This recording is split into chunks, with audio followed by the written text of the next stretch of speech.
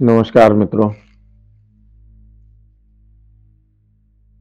आज पितृपक्ष में हम लोग फिर वहीं से प्रारंभ करते हैं जहां पिछली बार समाप्त किया था। तो कुछ नए बिंदुओं पर भी चर्चा हो जाएगी और क्रियाओं पर भी चर्चा होगी। पिछली बार हम लोगों ने चर्चा की थी कि श्राद्ध अवश्य करना चाहिए प्रत्येक मनुष्य को। श्राद्ध में ये भी चर्चा हुई कि क्या कैसे बनाया जाए, कैसे भोजन कराया जाए। तो प्याज लहसुन इत्यादि छोड़ के और विदेशी सब्जियों का प्रयोग, ये लोकाचार के अंदर आता है कि विदेशी सब्जियों का प्रयोग न किया जाए, स्वदेशी सब्जियों का प्रयोग किया जाए। जैसे टमाटर विदेशी है, आलू विदेशी है, तो इस तरह की विदेशी सब्जियों का प्रयोग न किया जाए। किंतु ये आधी अधूरी सी बात लगती है। आपकी जो श्रद्धा हो, आप अवश्य श्राद्ध में भोजन करा सकते हैं। यहां इसको और विस्तार से थोड़ा सा समझ लें कि श्राद्ध करने से न केवल पितृगण तृप्त होते हैं, हमारे जो मनुष्य ज्योतिष में विश्वास रखते हैं, तो ये समझ लें कि पितृपक्ष में श्राद्ध करने से नवग्रहों की पीड़ाएं भी समाप्त होती हैं।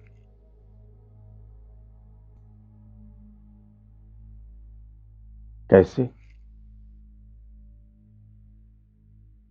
इसको और थोड़ा ध्यान से चिंतन कर लिया जाए। सर्वप्रथम ब्राह्मण को एक ब्राह्मण या एक से अधिक जब आप निमंत्रण देते हैं, बुलाते हैं, तो श्रद्धापूर्वक उन्हें पैर धुलाइए, हाथ धुलाइए, उन्हें उचित आसन पर बैठाइए और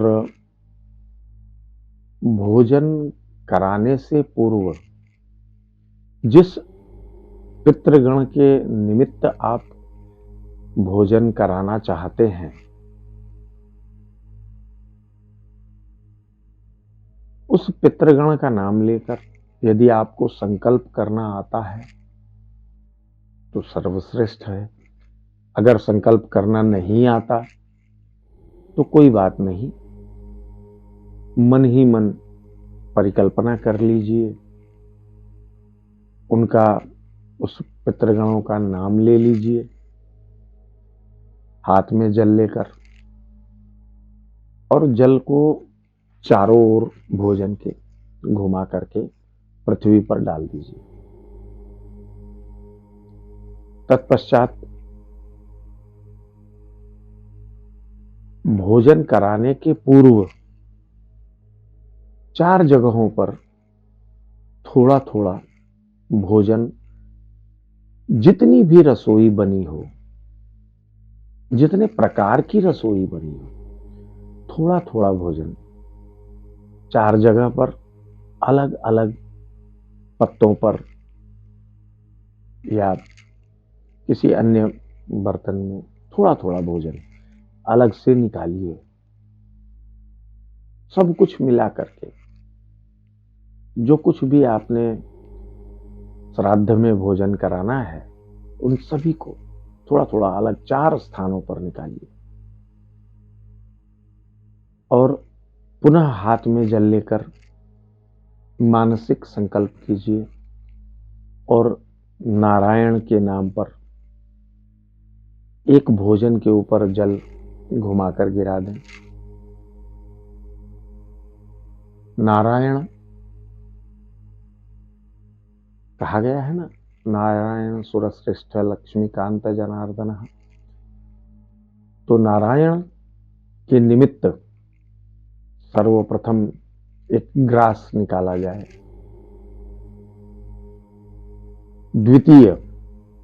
दूसरा पुनः हाथ में जल लेकर जो 4 स्थानों पर आपने निकाला है, एक में तो नारायण को आपने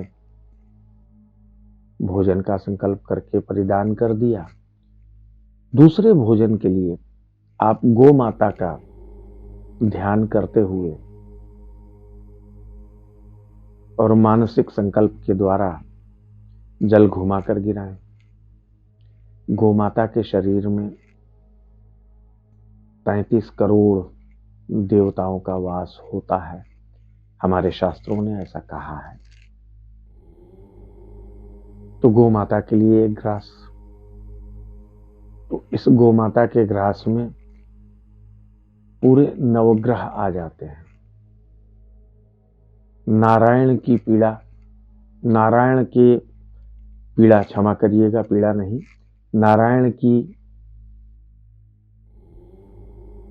सेवा करने से, नारायण का ध्यान करने से, नारायण को नैवेद्य अर्पण करने से मनुष्य को घर में कभी अन्न धन की तकलीफ नहीं होती। और गोग्रास जो अभी आपने संकल्प किया है गौ के निमित्त, तो हमारे शास्त्रों में ऐसा भी तो कहा गया है, आपने सुना होगा कि घर में जब रसोई बने तो पहली रसोई वो रसोई की पहली रोटी, पहला निवाला ये गाय का होना चाहिए। तो इस प्रकार से मैं यहां द्वितीय निवाले की बात कर रहा हूं। द्वितीय भोजन जो आप संकल्पित करेंगे मानसिक रूप से, वो गाय का होना चाहिए।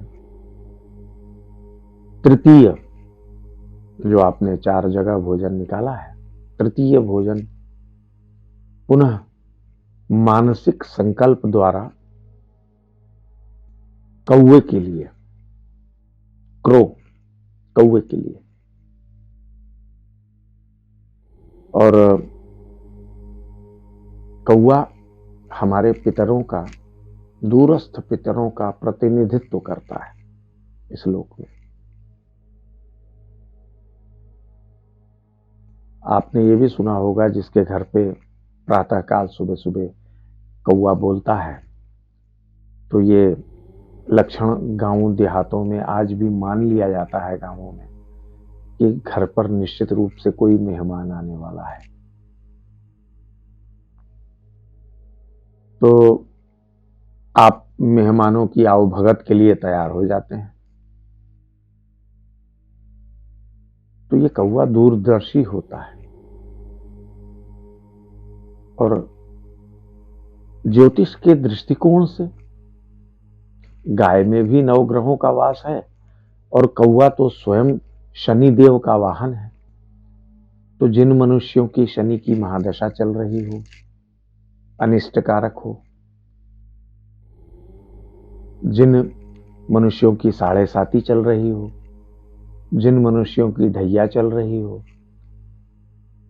उन सभी को इससे लाभ पहुंचता है कौवे को भोजन देने से, क्योंकि कौवा शनिदेव का वाहन है।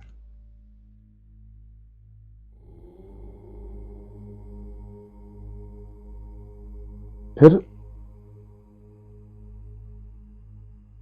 अंतिम भोजन चौथा जो आपने निकाला है, पुनः हाथ में जल लेकर मानसिक संकल्प द्वारा कुत्ते के निमित्त, श्वान ग्रास, इसे श्वान ग्रास कहा गया, कुत्ते के निमित्त। कुत्ता भैरव का वाहन है और नवग्रहों में केतु का प्रतिनिधित्व करता है। तो यदि जिन मनुष्यों का केतु खराब हो, केतु की महादशा चल रही हो, अनिष्ट फल मिल रहे हो, केतु मोक्षदायक भी होता है, मोक्ष प्रदाता भी होता है, तो केतु यदि पीड़ा पहुंचा रहा हो तो ये श्वान ग्रास उन सब के लिए लाभदायी होगा जिन्हें केतु ग्रह की पीड़ा परेशान कर रही है।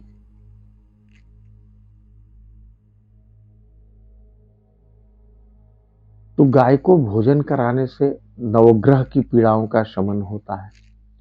नारायण का पूजन करने से, नारायण को भोजन दान करने से समस्त प्रकार की पीड़ाओं का शमन होता है, चाहे वो ग्रह दोष हो या किसी अन्य प्रकार का दोष हो या किसी प्रकार की आय में विघ्न हो, क्योंकि नारायण तो स्वयं पालन करता है। तो ये 4 ग्रास निकालने के उपरांत आप ब्राह्मण को भोजन परोसें और पूर्ण श्रद्धा के साथ कि आपके अमुक पितृगण इस भोजन को प्राप्त कर रहे हैं, ऐसी भावना करते हुए आप उन्हें भोजन कराएं, तृप्त करें।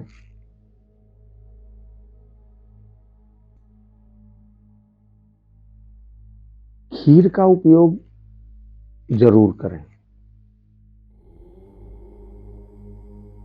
देव भाषा में इसे तस्मई भी कहा गया है और वैदिक भाषा में इसे चरु भी कहा गया है, और इस चरु से प्राचीन काल में यज्ञ हुआ करते थे। तो खीर श्राद्ध में, भोजन में अवश्य कराएं। भोजन के उपरांत ब्राह्मण को तिलक लगाएं, मुख शुद्धि के लिए पान खिलाएं, दक्षिणा दें और चरण स्पर्श कर आशीर्वाद लें। आप देखेंगे निश्चित रूप से आप में, आपके पूरे परिवार में, आप उस पूरे वर्ष परिवर्तन का अनुभव करेंगे। यह आपको स्वयं अनुभूत हो जाएगा यदि आप ऐसा करते हैं तो।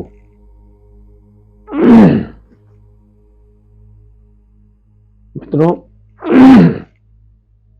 इस ब्राह्मण भोजन के बाद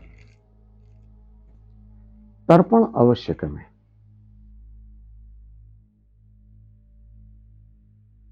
तर्पण यदि कोई कराने वाला नहीं है, आप स्वयं, आपको तर्पण करने की जानकारी नहीं है, आप स्वयं करना है, आप स्वयं करना चाहते हैं, तो हाथ में जल लेकर उसमें थोड़े से काले तिल,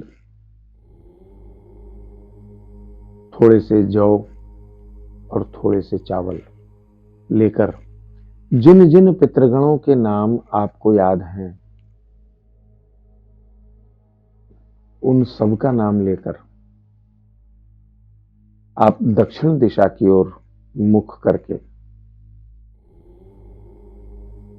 3-3 अंजुलि जल इस प्रकार से अवश्य दें। यदि संभव हो तो पितृतीर्थ से दें, यानी हाथ में जल लेकर अंगूठे की ओर से गिराएं। यह पितृतीर्थ होता है। तो पितृतीर्थ द्वारा दिया गया जल पितरों को अवश्य प्राप्त होता है। इस प्रकार से जब जल दिया जाता है तो इसे देवतीर्थ कहते हैं, इस मुद्रा को देवतीर्थ। तो इस प्रकार से देवतीर्थ देवताओं को तर्पण किया जाता है। ऋषियों के लिए निवीत मुद्रा होती है, यानी हाथ में जल लेकर उसे बीच में से छोड़ें, इस प्रकार इसे निवीत मुद्रा कहा गया है। यह ऋषि तीर्थ होता है।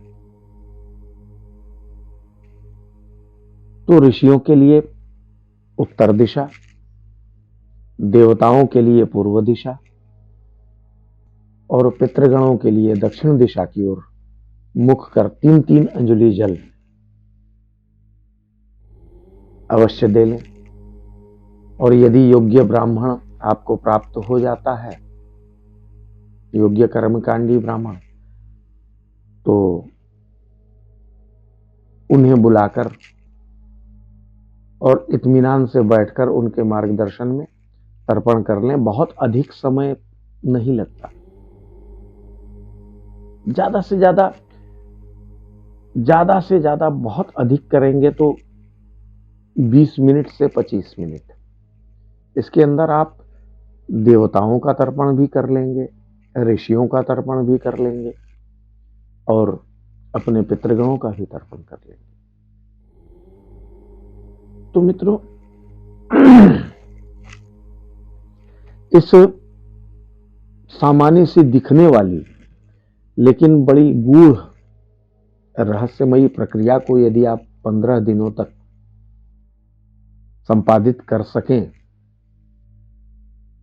तो आने वाला वर्ष अगले पितृपक्ष तक आपके लिए बहुत अधिक श्रेयस्कर होगा, ऐसा मेरा मानना है। और आप इसे करके देखें और स्वयं अनुभव मिलें। निस्संदेह आपको मानसिक, शारीरिक, आर्थिक, सामाजिक, पारिवारिक सभी प्रकार के सुख प्राप्त होंगे। ये अनुभूत प्रयोग हैं, अनुभव में लिए गए हैं और ये सदा सत्य साबित हुए हैं। तो आप सभी लोग यदि संभव हो तो ऐसा करें। आपकी जन्म कुंडली के ग्रहों की पीड़ाएं भी शांत होंगी और पितृगण भी तृप्त होंगे, आपको आशीर्वाद देंगे, जिससे आपका भाग्योदय होगा। आप तरक्की करेंगे, उत्तरोत्तर प्रगति करेंगे।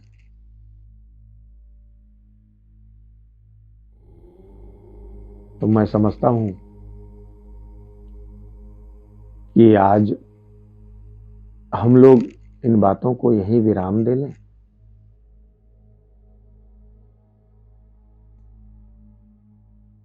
फिर हम लोग इसी पितृपक्ष पर और अधिक चर्चाएं करने के लिए फिर से एकत्रित होंगे।